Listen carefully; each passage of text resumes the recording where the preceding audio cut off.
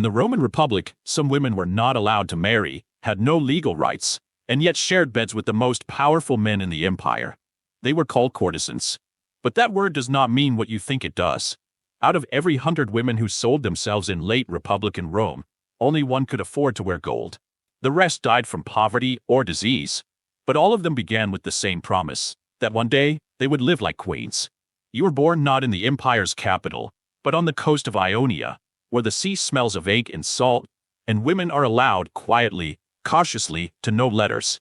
Your father's shop is narrow, filled with scrolls and sand, where the sin of olive oil mixes with old papyrus. You grow up between margins and margins, between books and ledgers, between poetry and inventory. You are not wealthy, but you are not unseen. Men nod when they speak to your father. They nod to you too. You learn to read before you learn to weave. You recite Homer before you can recite a prayer. You know that in some parts of the world, women like you are bought, but in your small corner, you are still considered a daughter. Then your father dies. Not in a grand tragedy, not in a war, but in the quiet violence of fever. You remember the way his skin smelled of citrus in the final days, how his lips cracked when he asked for figs. With no brothers and no debt settled, you are catalogued and sold.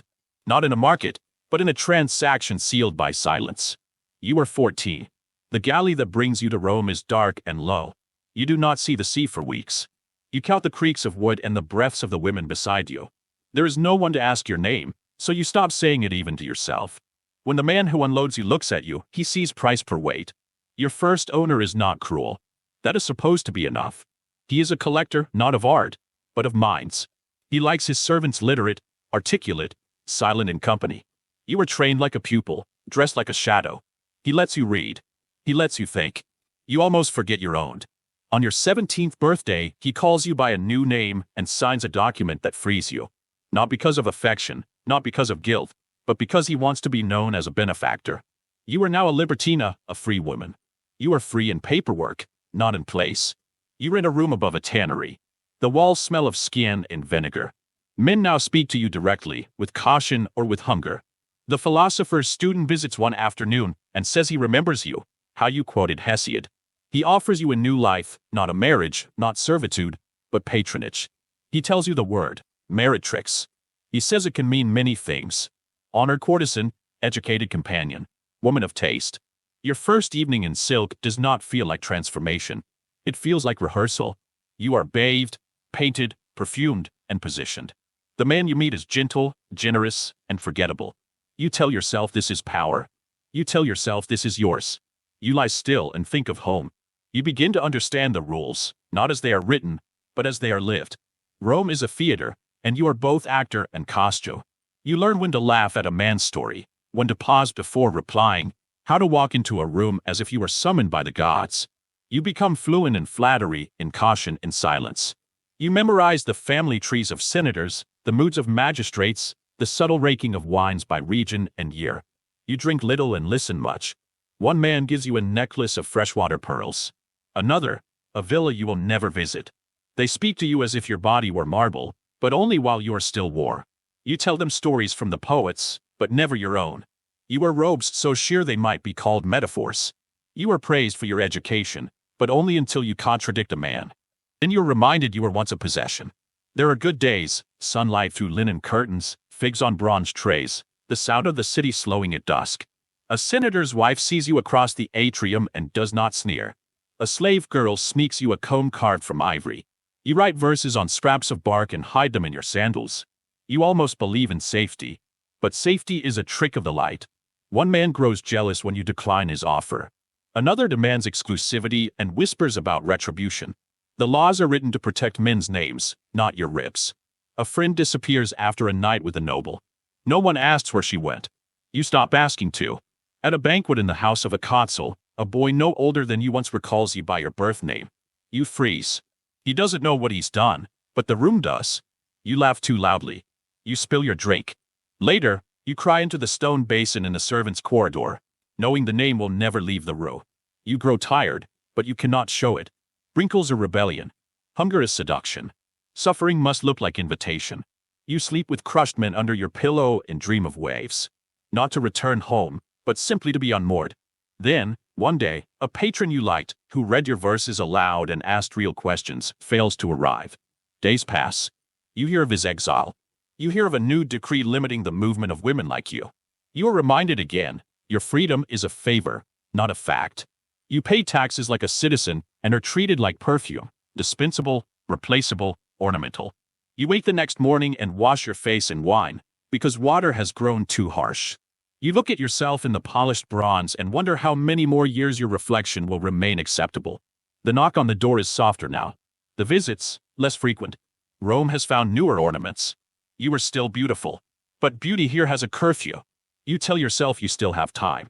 Time to gather wealth, to disappear inland, to purchase a quiet life where no one calls you by any name but the one you choose. You've heard of older courtesans who retire to villas near Capua, who grow olives and recite poetry to themselves, who die without being sold back to the city like spoiled fruit. You imagine yourself among them, wise and weathered, sipping watered wine beneath fig trees. But the city does not forget your face, nor does it forgive your aging. Each new season brings girls with lighter laughter, tighter skin, eyes that haven't yet learned to hide themselves. The men who once praised your wit now say you talk too much. The ones who used to beg for your attention now pass you without slowing. You adjust your robes higher, your smile wider, your voice quieter. It buys you months, but not years. You begin to feel the threat behind their compliments. Not just their hands, not just their entitlement, but their boredom. You become a mirror they no longer need. And that's when they become dangerous. You are no longer a delight. You are a memory. And memories, and Rome, are best erased before they speak. One evening, a young girl arrives where you once stood. She's from Gaul, maybe, or the edge of Numidia.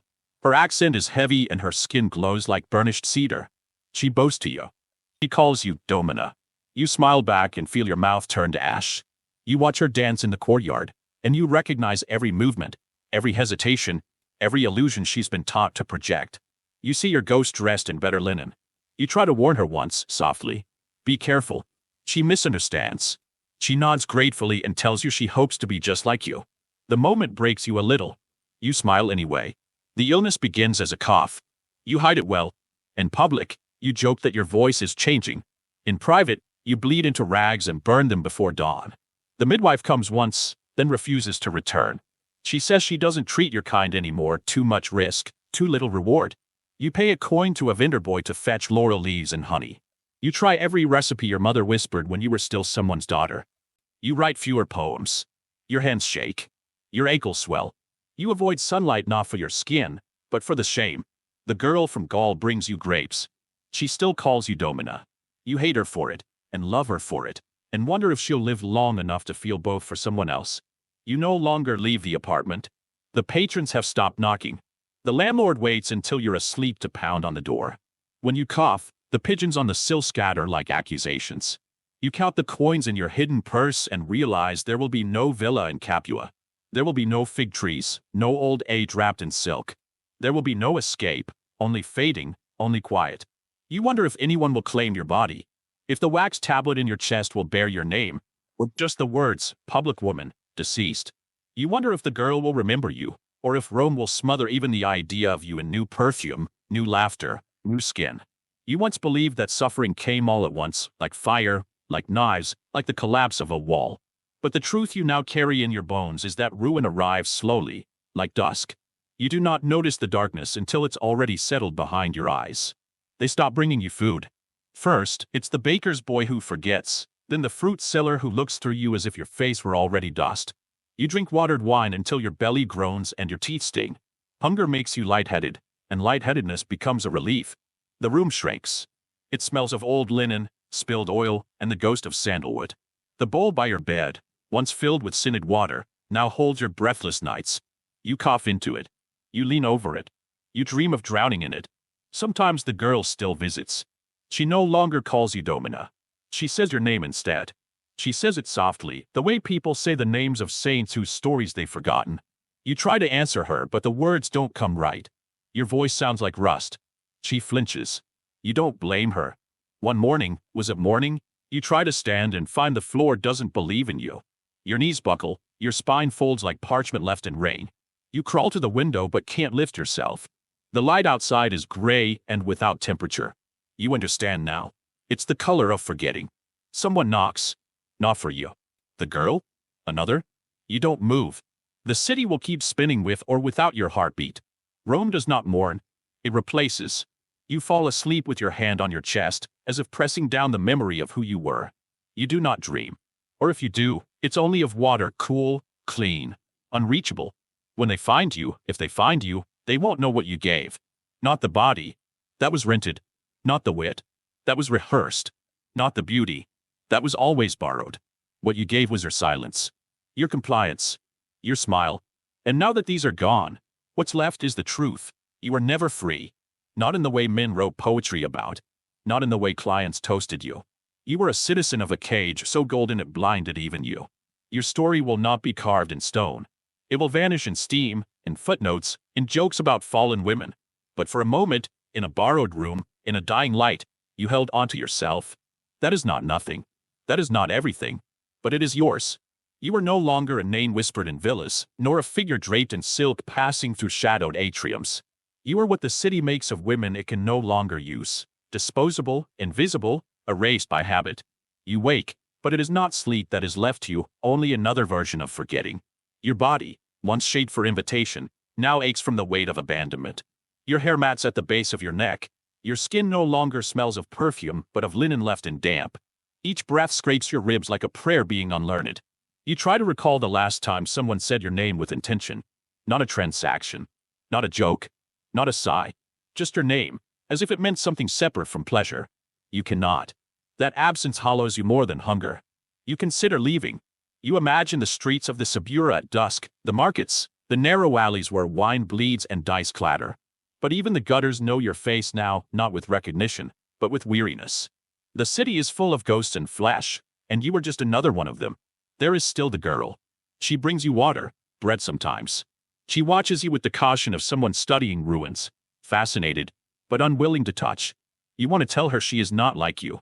But that would be a lie. You were her once, curious, clever, thinking your body was a promise, not a sentence. One night, a man from your past appears. Not a lover. Not even a patron. A senator's slave. He offers coin to take you somewhere quieter, somewhere fitting. You laugh, and the sound startles you. It is dry, broken, unfamiliar. You ask what he means. He says, you will be well remembered. You understand. He means removed. You do not go.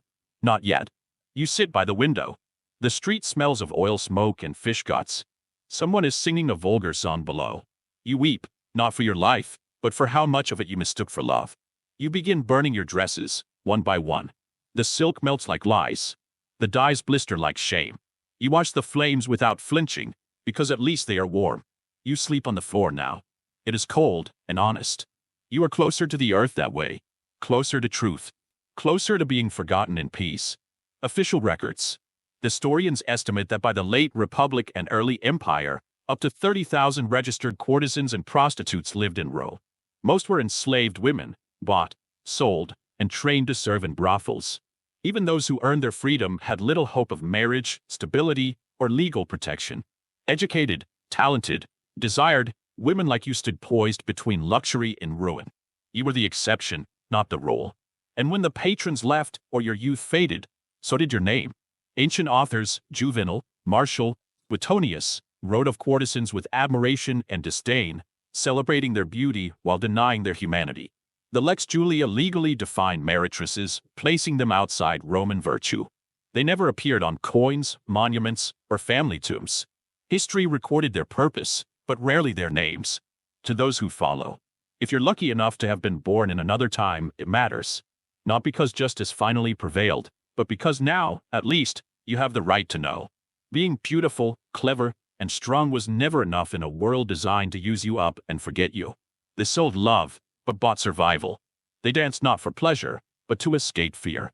Remember them not as sinners, but as women who died a little every night so someone else might one day speak freely. And if you still have to choose between comfort and freedom, then not much has changed.